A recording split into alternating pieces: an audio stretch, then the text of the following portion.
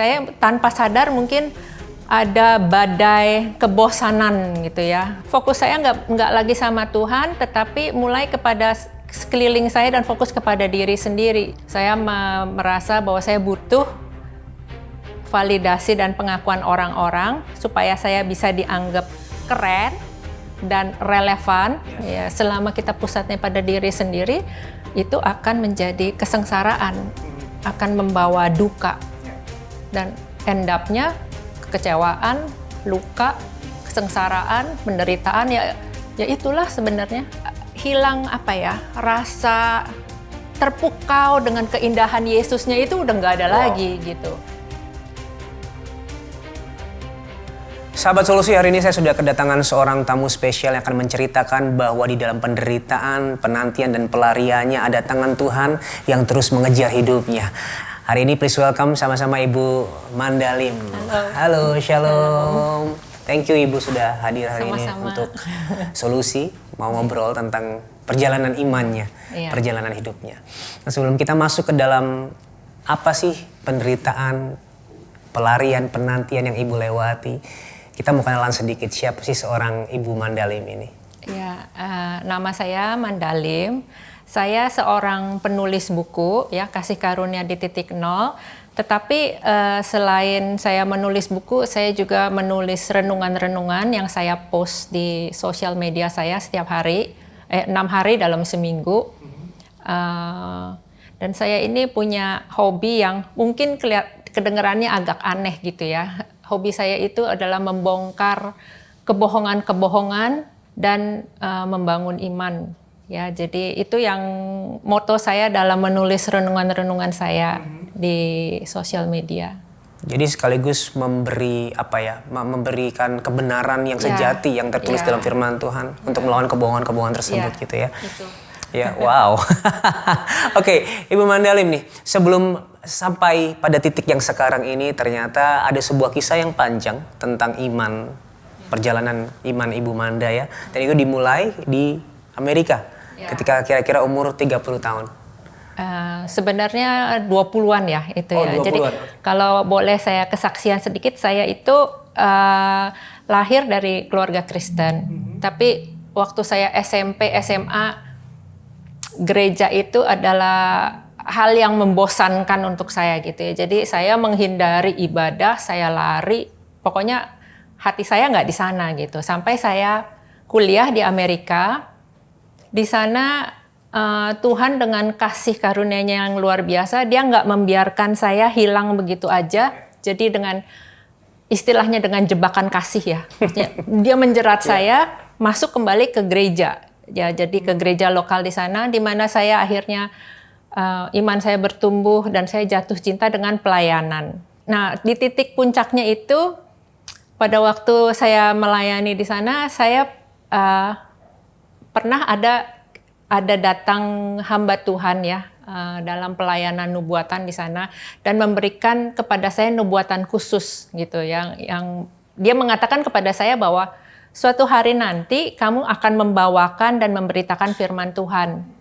Jadi satu kalimat ini yang akhirnya mengubah pandangan saya tentang masa depan saya gitu ya, bahwa Tuhan sudah ada di sana, Dia sudah melihat masa depan saya jauh sebelum saya jadi apa-apa gitu. Maksudnya saya itu masih bayi rohani, tapi Dia sudah memberikan janjinya dan menyatakan kepada saya, ini loh yang akan kamu kerjakan. Jadi itu awalnya sampai saya kemudian pulang kembali ke Indonesia untuk melayani juga. Oke, iya. Tadi Ibu sempat berkata bahwa nubuatan tersebut mengubah cara pandang Ibu tentang masa depan, ya kan? Dulunya emang apa yang Ibu bayangkan tentang atau pikirkan tentang masa depan? Mungkin seperti lumrahnya anak-anak yang belajar ke Amerika pulang, mungkin pulang itu membangun karir gitu kan. Jadi sepertinya yang saya bayangkan ya saya akan membangun karir seperti harapan orang tua yang menyekolahkan anaknya ke luar negeri gitu kan. Ilmunya harus kepake gitu kan. Ya itu yang bayangan saya awalnya. Lalu setelah mendapatkan nubuatan tersebut berubah ya menjadi ada suatu antisipasi yang berbeda jadi ya untuk dalam memandang masa depan gitu. Meskipun pulang saya tetap bekerja dulu di dunia sekuler, tapi tetap melayani di gereja dan komsel gitu ya. Oke. Dan bagaimana hari itu Ibu meresponi nubuatan tersebut selain pandangan yang berubah, antisipasi terhadap masa depan yang berbeda? Jadi ada suatu masa Tuhan itu memberikan saya kerinduan untuk menulis buku. Jadi itu awal tahun 2000-an. Jadi mulailah saya menulis buku-buku dan seiring dengan terbitnya buku-buku itu terbuka juga pintu-pintu pelayanan gitu ya, di mana saya mulai undangan untuk khotbah tuh mulai datang ya, mengalir gitu.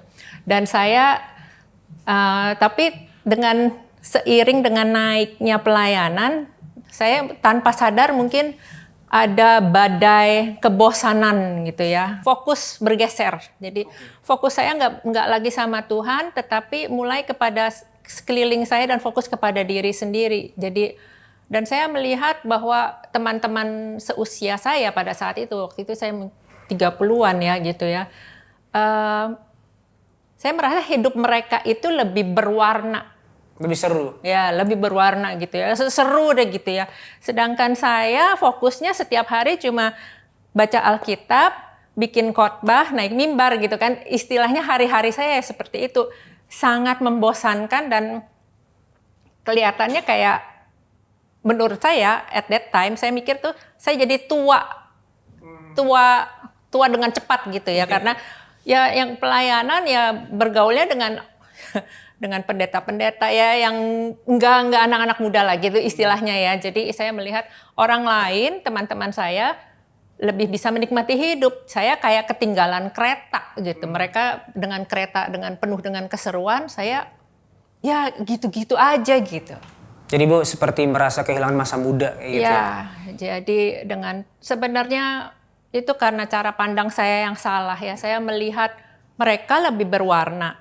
Tetapi sebenarnya yang terjadi bukan karena mereka lebih berwarna, pandangan saya aja yang istilahnya rabun kali ya, nggak memandang bahwa sebenarnya saya merasa bosan itu karena saya tidak lagi meluangkan waktu untuk mencari Tuhan, meluangkan waktu untuk membaca firman-Nya, mencari Tuhan. Jadi hilang rasa terpukau dengan keindahan Yesusnya itu udah nggak ada lagi gitu. Padahal kan hidup kita sebagai anak Tuhan yang sudah diselamatkan itu hidup yang luar biasa indah, luar biasa diberkatinya gitu. Tapi karena saya tidak meluangkan waktu dalam mencari firman-Nya itu mencari Yesusnya, ya saya nggak menikmati kemewahan indahnya Yesus gitu. Saya hanya merasakan baca Alkitab itu kayak tugas karena harus bikin khotbah gitu kan, untuk bagi sharing, untuk bukan menikmati Yesus. Itu yang hilang ya dari saya pada saat itu, yang membuat saya melihat hidup orang lain lebih indah, padahal hidup sebagai anak Tuhan diselamatkan itu jauh lebih indah dari apapun. Amin. Ya, tapi saya lost waktu itu. Lensanya ya yang salah hari itu ya. Yes. Bahkan sebenarnya di titik itu pun pelayanan Ibu menjadi hambar. Iya, jadi hambar. Ya sesuatu yang baik sebenarnya. Sebenarnya baik, tapi sebenarnya jadi hambar ya. Karena fokus yang salah itu kenikmatannya itu, karena saya pikir itu tidak memberikan kenikmatan lagi kan. Saya pikir mungkin dengan saya hang out, dengan saya nggak usah pusing itu saya pikir saya merasakan kenikmatan. Oke. Mungkin itu juga kenapa banyak orang yang merasa pelayanan itu beban, jenuh ya. Selama kita tidak menjaga menemukan Yesus itu luar biasa. Kita akan merasa membaca Alkitab ikut Tuhan akan membosankan karena kita nggak menemukan indahnya Yesus. Wow. Selama kita pikir membaca hanya untuk rutinitas pasti bosan. Ya, bahkan seringkali kita pelayanan juga sebenarnya untuk mendapat pengakuan manusia, penerimaan manusia. Disitulah pada akhirnya kita mendapatkan kekecewaan itu ya. Ya, karena sekali lagi fokusnya bukan Yesus kan, fokusnya dari orang-orang, kita memandang orang-orang untuk mengakui validasi kita gitu kan. Fokusnya salah, fokusnya bukan Tuhan tapi sekeliling kita. Dan Martin Luther pernah bilang kan, dosa itu hati yang menunjuk pada dirinya sendiri. Ya, homo incurvatus in se gitu. Jadi itu yang membuat kita pada akhirnya ya sebenarnya tidak berpusat pada Tuhan ya, tapi hidup kita berpusat pada diri sendiri. Ya, selama kita pusatnya pada diri sendiri, itu akan menjadi kesengsaraan, akan membawa duka. Wow, ini baru awal tapi sudah sangat menarik, sudah sangat panjang. Dan ini kita sampai di titik di mana Ibu merasakan kejenuhan dalam pelayanan dan iri melihat teman-teman yang bisa lebih seru hidupnya. Hari itu apa yang menjadi pergumulan di batin Ibu? Aku mau ninggalin pelayanan tapi kok kayaknya nanti apa kata orang. Tapi aku pengen hidup yang seru seperti teman-teman juga. Mungkin kalau dalam bahasa sekarangnya istilahnya tuh fear of missing out kali ya. FOMO-nya itu yang akhirnya yang mengendalikan, yang take over gitu. Saya merasa bahwa saya butuh validasi dan pengakuan orang-orang supaya saya bisa dianggap keren dan relevan, nyambung sama mereka gitu. Karena at that point saya merasa sebagai anak Tuhan yang rajinnya pelayanan, saya tuh gak relevan sama mereka gitu. Gak nyambung gitu kan, ngobrol juga gak nyambung. Jadi itu yang membuat saya akhirnya memutuskan, that's it, I'm done. Tuhan gak mau lagi, gak mau pelayanan, gak mau khotbah-khotbah lagi gitu. Saya just give me time to enjoy my time, my youth gitu ya, yang once in a lifetime saya nggak akan muda lagi terus-terusan gitu kan. Jadi ya, ekstrimnya itu at that point saya ganti nomor handphone supaya tidak ada yang ngundang-ngundang khotbah lagi gitu, karena berarti kan saya masih nolak atau apa, mesti cari-cari alasan. Pokoknya istilahnya menghilang gitu ya. Jadi ekstrim dan memang aneh ya. Oke, jadi Ibu memutus semua kontak, memutus semua pelayanan yang ada dan lebih memilih untuk ya aku mau menikmati hidupku sendiri. Aku mau membuktikan bahwa aku bisa tanpa Tuhan, bahwa aku bisa survive, aku bisa shine gitu ya di luar Tuhan gitu, bahwa aku punya identitas juga di luar Tuhan gitu. Itu yang pengen saya buktikan gitu. Hari itu dengan memutus segala jadwal pelayanan, menolak semua pelayanan, untuk hubungan pribadi dengan Tuhan sendiri bagaimana Ibu? Kering, hampa. Sebenarnya ya, kering, hampa. Tapi karena saya pikir saya bisa menemukan kenikmatan, kepuasan hidup bukan dalam Tuhan kan. Jadi kayaknya udah sebenarnya hubungan saya sama Tuhan udah kering. Dalam pengejaran hal-hal yang lain, mencari kepuasan di luar Tuhan, hari itu apa yang hati Ibu rasakan? Tidak pernah ada sukacita, tidak pernah ada damai. Ya itu yang dirasakan pada saat itu sebenarnya. Padahal Ibu berharap mendapatkan kepuasan, sukacita, kenikmatan, ya kan? Nggak mau lagi gitu ikut-ikut Tuhan. Yang berusaha dibuktikan bahwa Tuhan tuh bukan satu-satunya sumber kebahagiaan kita, gitulah. Ya. Yang saya alami at that time. Dan sekali lagi ini membuktikan bahwa tidak ada yang bisa membuat manusia utuh selain Sang Pencipta sendiri, Tuhan. Ya, betul. Dan seringkali kita malah mencari makna diri di luar Tuhan. Iya. Dan end up-nya kekecewaan, luka, kesengsaraan, penderitaan, ya itulah sebenarnya ujung-ujungnya gitu. Di luar pencarian kepuasan kita di luar Tuhan itu. Sahabat Solusi, selama ini mungkin kita mencari kepuasan, sukacita, dan makna diri di luar Tuhan. Tetapi hari ini kita diingatkan bahwa satu-satunya yang bisa membuat kita utuh adalah pribadi Tuhan sendiri, Sang Pencipta hidup kita. Maka hari ini jika kamu sedang merasa hidupmu hampa, jangan cari kepuasan dan keutuhan di luar. Datanglah kepada Tuhan. Dan jika kamu bingung untuk berdoa, kami siap untuk mendoakanmu. Kamu bisa menghubungi nomor yang di bawah ini. Kami akan mendengarkan ceritamu, menemani perjalanan, dan mendukung di dalam doa. Kami tunggu ya. Baik, Ibu Manda, kita lanjutkan kisah dari Ibu Manda. Hari itu, apa saja yang Ibu Manda lakukan ya untuk mencari kepuasan di luar Tuhan? Apa saja yang dicoba? Ya, mungkin yang disebut self actualization ya, aktualisasi diri dengan mencoba berkarya, berusaha bisnis gitu ya, berusaha mencapai kesuksesan ya. Jadi buka bisnis, tapi sekali lagi akhirnya bisnis saya itu nggak ada yang berhasil gitu ya, gagal gitu. Hancur banget ya, menurut saya hilang semua ya, semua bisnis tidak ada yang berhasil. Waktu itu juga sudah pas COVID juga ya, jadi satu bisnis tidak berhasil, berarti kan rasa berhasilnya ini tidak tercapai. Kedua, hilang yang dulunya saya andalkan.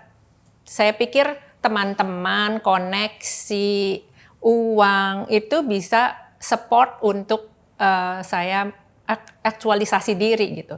Tapi semuanya itu hilang, hancur, maksudnya gagal, tidak ada yang berhasil gitu. Tahun 2019 itu orang tua saya meninggal, papa saya meninggal.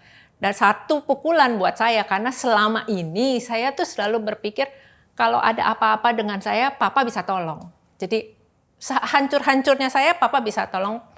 Tapi ternyata nggak bisa kan, karena itu manusia gitu.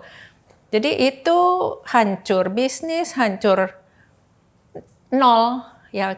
Jadi saya mencapai titik nol di dalam hidup saya.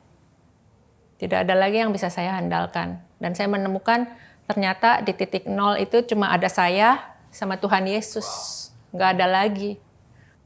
Tapi ternyata saya dan Tuhan Yesus itu udah cukup. Jadi Tuhan Yesus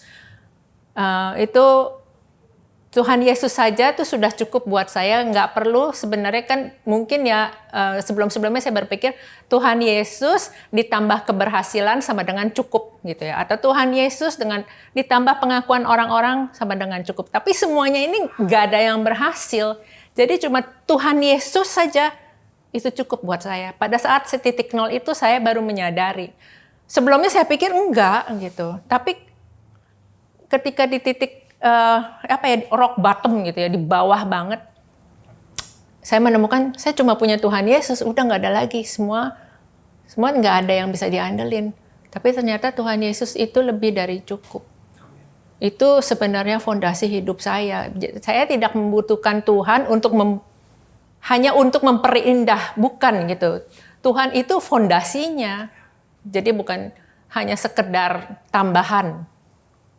Tuhan aja fondasi saya harusnya. Amin. Ya, tadi Ibu bilang bahwa justru di rock bottom itulah, di titik paling rendah itulah, titik nol, Ibu menemukan bahwa Yesus itu cukup, Yesus itu segalanya. Itu di momen apa, Ibu? Sebenarnya itu pas COVID ya, pas pandemi. Maksudnya pas pandemi. Jadi pas semuanya slowing down, saya nggak bisa ngapa-ngapain lagi, tidak ada yang bisa dilakukan. Tapi ya akhirnya luar biasanya Tuhan menunjukkan kasih karunia-Nya justru bisa bekerja luar biasa ketika saya sudah di titik nol. Saya harus mengosongkan sayanya ini nih, jadi akunya, egonya ini gitu ya, supaya bisa diisi oleh Tuhan. Selama saya egonya masih tinggi, sayanya nih masih penuh, Tuhan nggak bisa mengisi saya gitu. Penghiburan yang menolong saya dari rock bottom itu, yang mengangkat saya, yaitu saya menemukannya pada saat hening.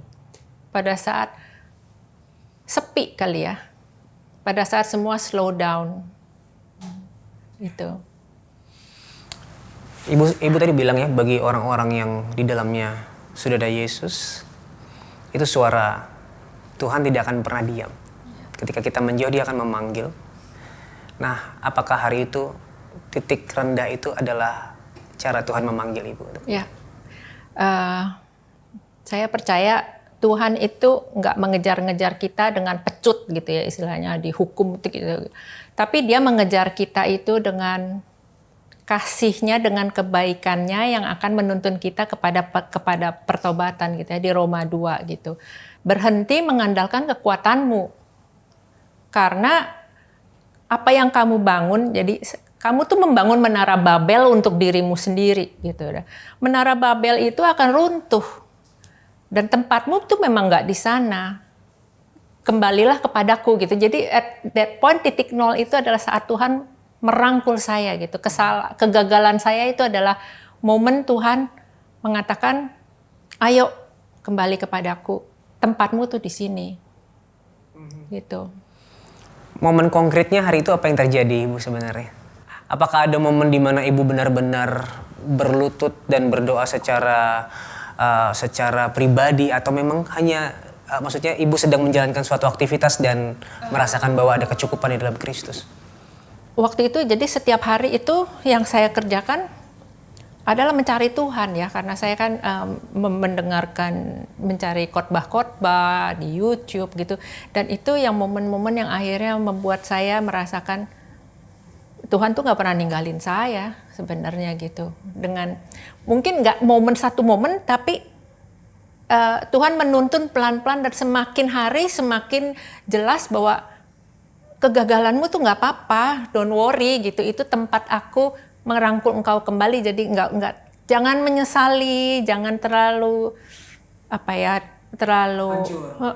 gitu. Karena sebenarnya Tuhan mengizinkan saya hancur pun supaya saya bisa kembali. Seperti gini, Tuhan membuat pagar berduri di sekeliling saya supaya saya nggak jatuh ke dalam jurang gitu sebenarnya. Jadi dia membantu saya melihat seperti itu gitu loh. Iya, iya. Dan bagaimana cara Ibu meresponi panggilan Tuhan yang berkata, ayo datang kepadaku, aku yang kamu butuhkan dan bukan yang lain? Ada satu hal yang membuat saya membuat saya lama gitu ya meresponi ajakan Tuhan itu, karena ada satu suara tuduhan ya, tertuduh yang mengatakan, kamu dulu meninggalkan pelayanan, apakah kamu sekarang layak untuk melayani lagi gitu ya, karena kamu sudah menyia-nyiakan anugerah Tuhan gitu kan, menyia-nyiakan amanahnya dia gitu ya.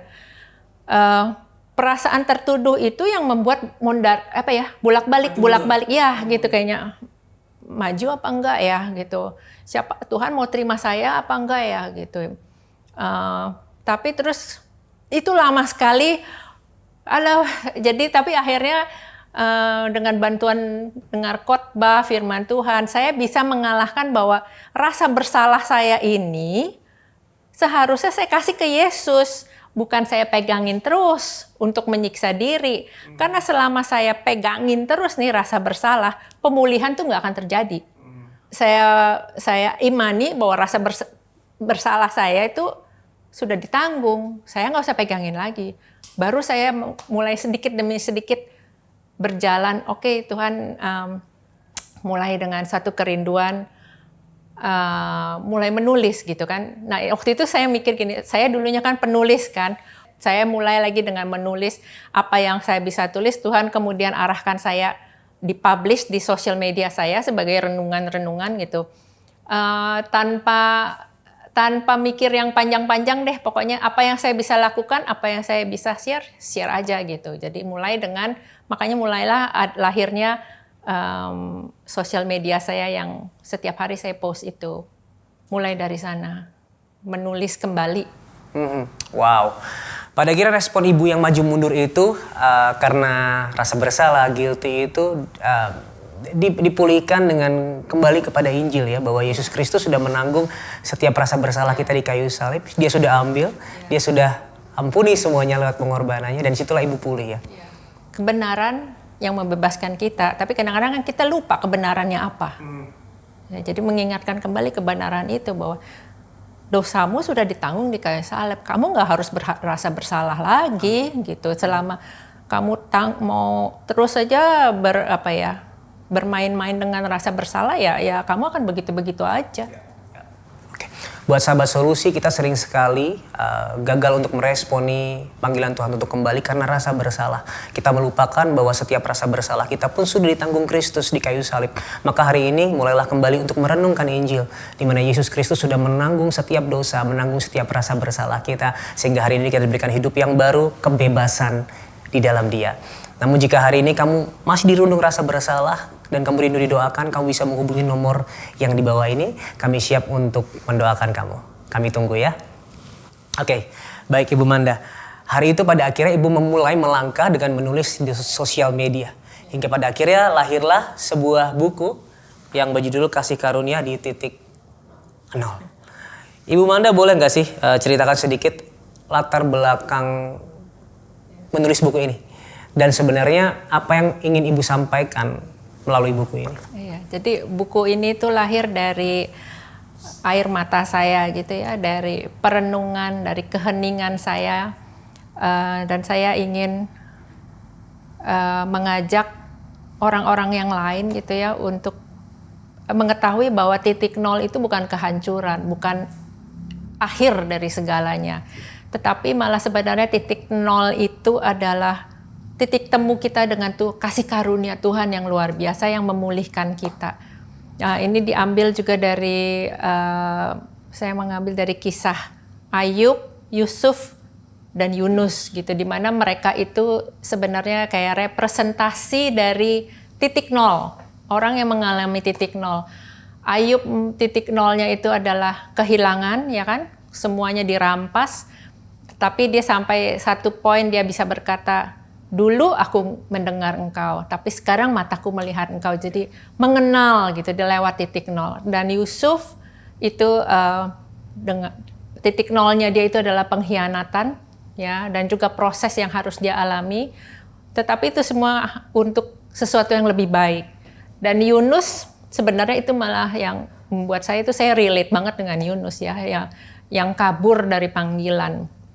Tetapi saya menemukan sejauh apapun saya lari dari kisah Yunus dan dari hidup saya, sekuat apapun saya mau lari, kasih karunia Tuhan berlari lebih cepat, lebih keras dari saya. Jadi itu yang saya ingin bagikan untuk teman-teman, bahwa kalau ngalamin titik nol, jangan sedih, jangan putus asa, embrace, rangkul titik nol itu, karena biar bagaimanapun pahitnya titik nol, sebenarnya titik nol itu adalah saat yang paling manis menurut saya. Karena saya merasakan luar biasa banget kasih anugerah Tuhan gitu. Hati saya, kelihatannya saya nggak punya apa-apa gitu ya. Mungkin untuk dunia, kehilangan saya itu kehancuran, ya minusnya saya. Tetapi ternyata titik nol di dalam saya, di dalam kerohanian saya, itu saat-saat saya melimpah ruah. Kasih anugerahnya luar biasa, sukacitanya luar biasa. Jadi ya untuk teman-teman yang ngalamin, dirangkullah titik nol itu, nikmati Yesus. Karena disitulah titik mulai awal pemulihan kita. Amin, amin. Itulah sebabnya Ibu juga mau membagikan buku ini untuk sahabat solusi. Supaya mereka juga melihat bahwa justru di dalam titik nol itu kasih karunia Tuhan melimpah bagi hidup kita. Jadi buat sahabat solusi yang pengen buku ini, coba ceritakan titik nol yang pernah kamu lewati dan kasih Tuhan yang menyapamu di titik nol itu. Kasih Tuhan yang merangkulmu dan membawamu pulang di titik terendah dalam hidupmu. DM di Instagramnya Solusi dan dapatkan buku ini secara gratis dari Ibu Mandalim, Kasih Karunia di Titik Nol. Dulu Ibu melihat Tuhan mungkin sebagai apa ya, waktu zaman jatuh itu ya, waktu jadi meninggalkan pelayanan dan lain sebagainya, melihat Tuhan hanya sebagai sosok yang menambahkan dalam segala yang aku miliki gitu ya. Sekarang bagaimana Ibu melihat pribadi Tuhan, mungkin pribadi Yesus Kristus dalam hidup Ibu? Sekarang saya melihat bahwa Yesus itu adalah segalanya ya, dasar dari kehidupan saya gitu, fokus dari kehidupan saya. Tanpa dia, karya saya pun nggak ada artinya sebenarnya gitu ya. Kalau misalnya, karena saya melihat Tuhan tuh sebagai Bapa yang bukan kehilangan pengkhotbahnya yang hilang, mencari pengkhotbahnya yang hilang, tetapi mencari anaknya yang hilang. Yang itu yang membuat saya tuh yang terutama saya itu anaknya. Ya, jadi apa yang saya lakukan itu secondary. Bahwa apakah saya melayani, pelayanan, mungkin khotbah atau buku. Tapi yang terutama itu adalah saya itu adalah anaknya. Identitas itu yang nggak pernah boleh saya lupakan. Mungkin aku pengen tanya ya, ketika iblis membisikkan kepada kita, apa benar kamu anak yang dikasih, apa benar kamu sudah ditebus, sudah dibenarkan. Apa yang sebaiknya kita lakukan untuk mengingatkan ke hati kita siapa kita di dalam Tuhan, identitas kita sebenarnya. Jadi jangan pernah lupa kalau misalnya selalu kan tuduhan si iblis itu kan membuat kita lemah atau membuat kita kotor atau membuat kita nggak layak lah ya gitu ya. Tetapi kita nggak boleh berhenti di situ. Kalau kita misalnya kita merasa lemah, kita boleh datang kepada Tuhan mengakui bahwa Tuhan saya lemah tapi Engkau kuat. Selalu ingat firman Tuhan, selalu sambung dengan firman Tuhan, kebenaran firman Tuhan itu yang memerdekakan kita. Jadi waktu kita lemah kita ngomong Tuhan aku lemah tapi Engkau kuat. Dalam Yesus aku bisa melakukan segala perkara ya. Jadi selalu sambung dengan firman Tuhan. Ya, apalagi dunia sekarang kan selalu memberikan narasi standar-standar dunia ya. Kalau kamu nggak punya uang segini di umur segini berarti kamu nggak berharga, berarti kamu nggak berarti gitu. Jadi memang kita harus terus merenungkan firman Tuhan dan menemukan Yesus di dalam firman Tuhan, gitu ya Ibu ya. Temukan Yesus di dalam firman-Nya dan terkagum-kagumlah dengan Yesus gitu loh. Karena selama kamu nggak kagum, firman Tuhan itu nggak akan menginspirasi kamu, nggak akan membuat kita terbakar gitu ya. Tetapi ketika kita bisa melihat Yesus di sana, kepribadiannya, kasihnya, itu yang akan menginspirasi kita dan membakar kita. Karena pada akhirnya kekaguman kepada Yesus itu yang membuat apa yang dunia tawarkan tidak lagi terlihat tidak menarik lagi kan, bagi gitu kita kan. Gitu ya. Karena nggak bisa itu dihilangkan, harus diganti dengan kekaguman yang benar kepada pribadi yang benar, yaitu Yesus. Jadi kita kadang-kadang istilahnya kita punya harta yang berharga, tetapi kita nggak tahu itu berharga. Jadi kita nggak tahu bahwa kebersamaan kita dengan Yesus itu suatu kemewahan yang luar biasa gitu. Tapi kalau kita sadar itu setiap hari, ya yang lain kayaknya jadi nggak kelihatan menarik gitu ya. Oke. Ibu kan menjalani perjalanan iman ini cukup panjang, belasan tahun ya. Ada jatuh, bukan bangun, jatuh lagi, makin dalam gitu ya. Jatuh. Bagaimana hari ini Ibu memaknai setiap perjalanan Ibu itu? Bagaimana Ibu melihat perjalanan yang belasan tahun itu dalam hidup Ibu? Saya rasa saya nggak mau fokus dalam penyesalan ya. Menurut saya belasan tahun yang terbuang itu nggak sia-sia. Ya, karena saya percaya Tuhan itu selalu tidak menyia-nyiakan luka kita di masa lalu, tetapi Dia mau memakai semuanya itu untuk kebaikan kita dan kemuliaan Dia. Jadi saya nggak mau fokus itu menyesal gitu ya, sepertinya waktu yang terbuang sia-sia. Karena saya juga merasakan bagaimana Tuhan memulihkan tahun-tahun yang hilang yang dimakan oleh belalang pelahap itu gitu ya, restoration-nya gitu. Saya tidak membuat menyesal lah yang itu ya. Semua terjadi untuk suatu kebaikan pula gitu. Jadi saya bisa ada di titik ini, bisa menulis buku ini bukan dengan teori, tetapi karena saya ngalamin Tuhan di titik nol gitu, menemukan Tuhan di titik nol. Jadi saya bersukacita lah. Jadi apa yang saya bawakan itu nggak lagi hambar ya istilahnya ya, tapi sesuatu penyesalan penderitaan masa lalu itu memberikan menjadi bahan baku untuk apa yang saya bagikan. Jadi kesaksian saya gitu ya maksudnya ya. Jadi itu menjadi bahan baku untuk kesaksian saya. Oke, baik.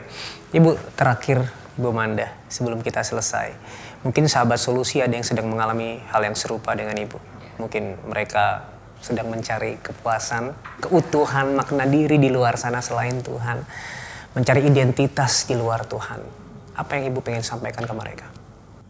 Jika ada yang merasa jauh dari Tuhan karena sekarang berada di titik nol, saya ajak jangan merasa seperti itu karena Tuhan nggak pernah jauh. Justru di titik nol itu adalah Tuhan yang paling dekat dengan kita,